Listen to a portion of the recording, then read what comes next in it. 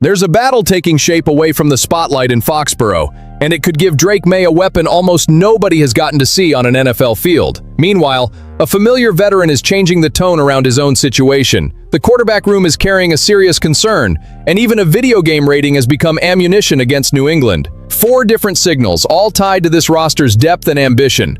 If you enjoy finding the story behind the headline, hit the like button because today we're opening those doors before training camp decides everything. There's no mystery at the top of the backfield. Rhamondre, Stevenson, and TreVeyon Henderson return after forming a strong 1-2 punch in 2025. The real hidden conversation starts right behind them, where Mike Vrabel has to determine who truly deserves the 3rd and 4th running back jobs. And one candidate spent an entire year in the building without ever getting a chance to show fans what he can do: Lan Larison. Larison arrived as an undrafted free agent in 2025 and spent the entire season on injured reserve. That naturally knocked him off most fans' radar, but it didn't erase the skill set he showed at UC Davis. In 2024, he rushed for 1,465 yards and 17 touchdowns. Through the air, he added 62 catches, 847 yards, and 6 more scores. This isn't a runner who can only take handoffs. This is a player who has already proven he can produce in several different ways. The NFL's Combine Report helps explain why his name deserves real attention in camp. Larison was described as a tough runner who can make sharp cuts at the second level,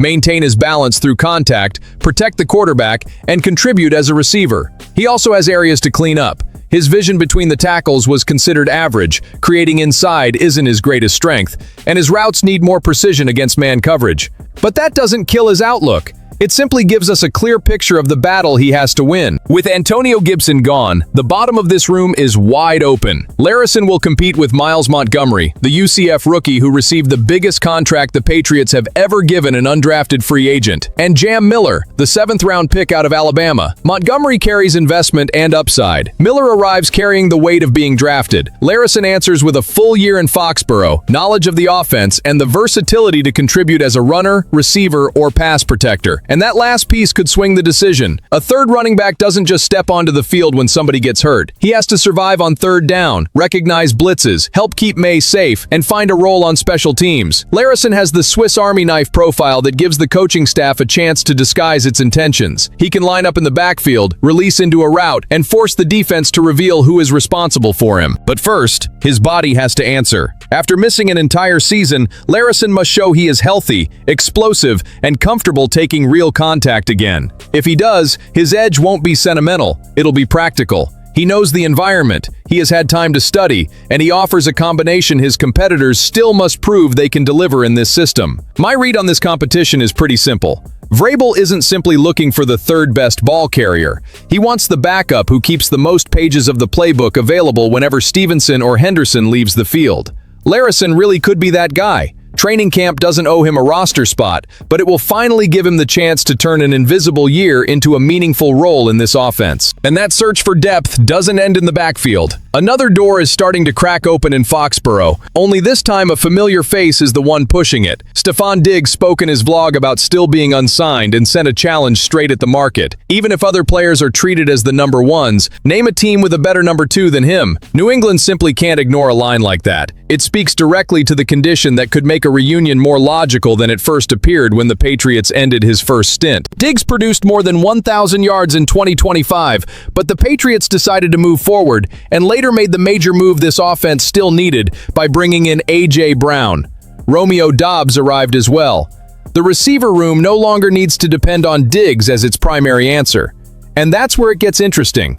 The same player who may no longer fit as a WR1 could become extremely dangerous when he doesn't have to carry all the coverage, all the volume, and all the responsibility in the offense. Just picture what Josh McDaniels could design. Brown draws the most physical corner and safety help. Diggs works against the second defender, finds room in the intermediate game, and attacks matchups he didn't see when he was the center of the defensive game plan. Doubs deepens the rotation and keeps defenses from treating every formation like an obvious clue. Drake Maye suddenly gets different answers without having to force the ball to one target. From a football standpoint, the idea feels incredibly tempting. The deciding part, though, happens away from the camera. What would it cost? How many snaps would Diggs expect? How would he respond during those weeks when Brown dominates the target share? And do the Patriots believe that distribution would strengthen the locker room or create friction this team doesn't need? Calling himself a number 2 works as a public message. A real negotiation, however, would demand private alignment. Role, money, and ego all have to fit in the same room.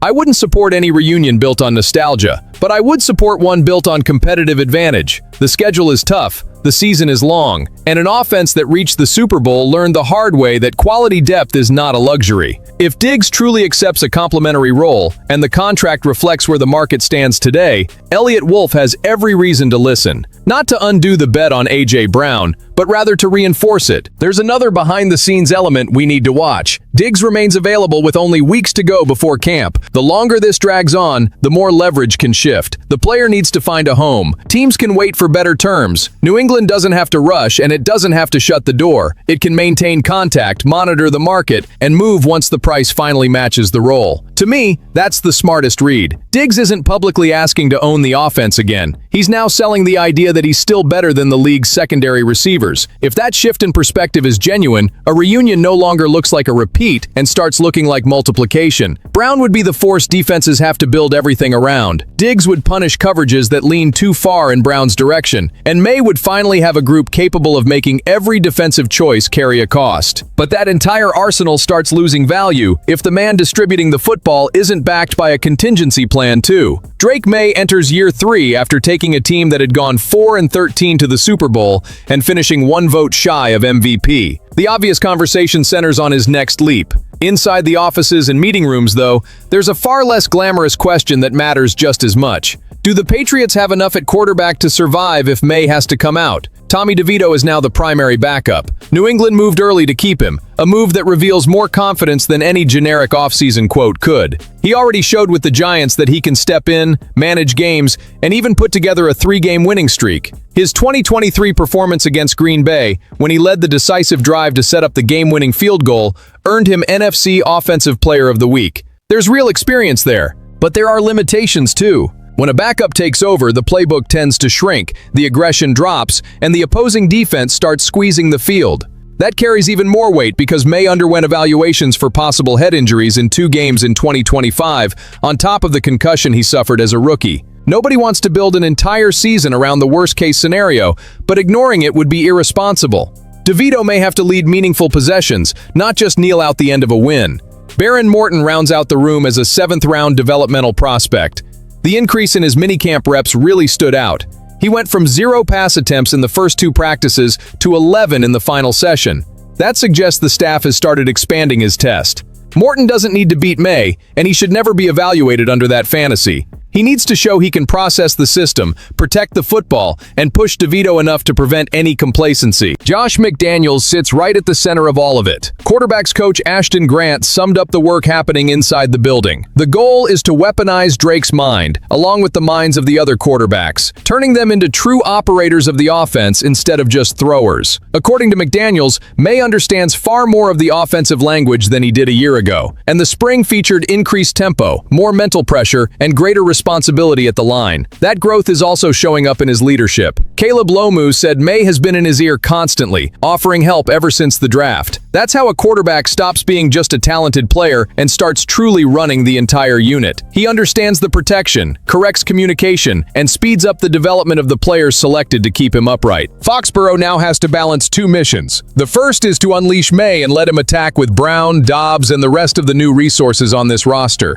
The second is to prepare the building so nobody panics if he misses a series, a quarter, or a game. DeVito needs enough work with the starters, Morton needs intentional development, and McDaniels has to build answers that can survive a quarterback change without turning the offense into something unrecognizable. The biggest camp battle behind closed doors may not be for the starting job because that belongs to Maye. It may be the fight for the coaching staff's trust when the primary plan runs into trouble. A championship roster doesn't only protect the body of its franchise quarterback, it protects the entire season around him. While New England works through these real football questions, a celebration somehow broke out in Philadelphia over a video game rating. Anthony Miller of Inside the Eagles used the Madden 27 rankings as an argument that the Eagles have already won the A.J. Brown trade. Devontae Smith received a 92 overall rating. Brown didn't appear among the top 100 players. And from there came the verdict that Philadelphia made the right call by trading the veteran and landing the first-round pick its fans wanted. I'll defend the Patriots without any hesitation on this one. A controller cannot measure the return on a trade that hasn't even reached the field. Smith can be an excellent receiver. He could even finish the season with better numbers. None of that means A.J. Brown needs to win an individual comparison to justify New England's move. He needs to elevate this Drake Maye offense and provide the kind of presence that was missing when the Super Bowl tightened up. That's the real standard inside the building. Can Brown win through contact? Does he force defenses to change their coverage? Can he give Maye a reliable target on third down and in the red zone? Can he help the Patriots remain one of the AFC's best teams? If those answers come on the field, his overall rating becomes nothing more than a July curiosity. The trade will be judged by fit, production, impact in big games, and what Philadelphia ultimately does with the capital it received. The Eagles' jab could become real fuel too. Brown arrives in Foxborough with people already saying his former teammate was better and his old team already cashed in before he even plays a single game in a Patriots uniform. Players at this level always remember that kind of talk. New England shouldn't answer with a post or an empty argument. It needs to put him in position to punish single coverage, build chemistry with Maye, and turn the debate into film nobody can dismiss. I want all of Foxborough behind Brown on this one. Judge him by what he builds here, not by the number somebody gave him on a screen. This is a new offense, with a different quarterback and a different responsibility. Philadelphia can keep believing in Smith and celebrate its draft pick. New England can still win its side of the deal at the same time. Trades don't have to produce one automatic loser. They have to solve the need that made a team pay the price. That's exactly what makes the anticipation for camp so valuable. For the first time, we'll finally see Brown inside this system, Maye throwing with anticipation into his breaks, and McDaniels hunting the matchups that justified the investment. Once the ball is in the air, the debate leaves the Madden menu and enters the only place where the score matters. I trust that kind of judgment a whole lot more. Put every one of these signals together, and the Patriots aren't simply collecting names. They're trying to build answers before the problems arrive. Larison represents versatility and competition behind Stevenson and Henderson. Diggs could jump back into the conversation if he accepts a different role. DeVito and Morton carry the enormous, quiet responsibility of keeping the offense alive behind Maye. Brown, meanwhile, will get the chance to answer on the field after Philadelphia already declared victory because of a video game. Camp will reveal which plans behind closed doors are ready to become production.